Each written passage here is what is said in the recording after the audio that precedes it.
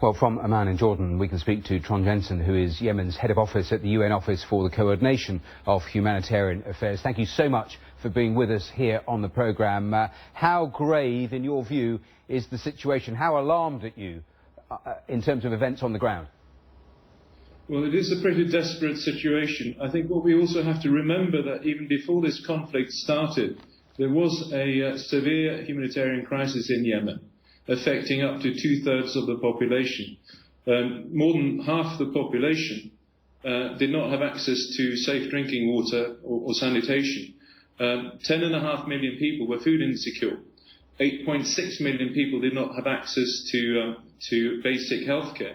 So, of course, conflict exacerbates all these needs and are bringing compromising people's coping mechanisms. And within this conflict, I mean, UNICEF today were only accusing the various parties fighting in what we're seeing every single day on the streets as blatantly disregarding civilians, and especially, that is very, very worrying, isn't it?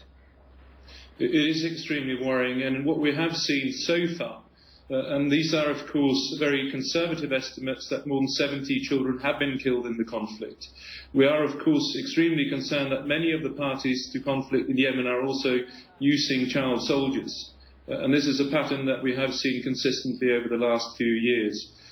Again, observing international humanitarian law is a great concern for humanitarian partners on the ground. And that's what we've heard from the UN. We've also heard dire warnings from just a number of heads of departments who are trying to make progress on this. But what can the UN actually do to try to get some sort of pause in the fighting?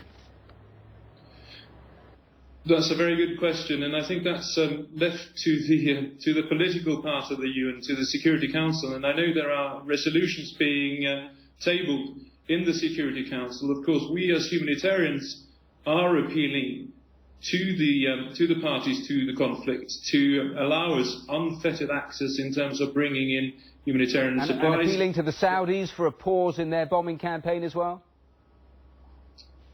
I'm afraid, sorry, can you repeat that? And appealing to the Saudis in their bombing campaign for a pause there too?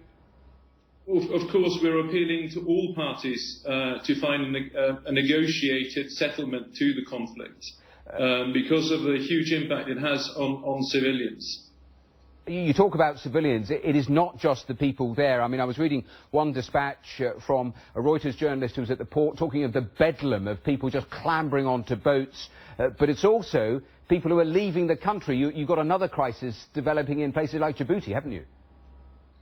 Very much so. And I think it's over the last few years that I've been working in Yemen, of course, we've seen a constant inflow of people from Somalia to Yemen, and very much that trend is now being reversed. Again, we have also seen large-scale internal displacement in the country. A conservative estimate is that 100,000 people have fled fighting internally in the country.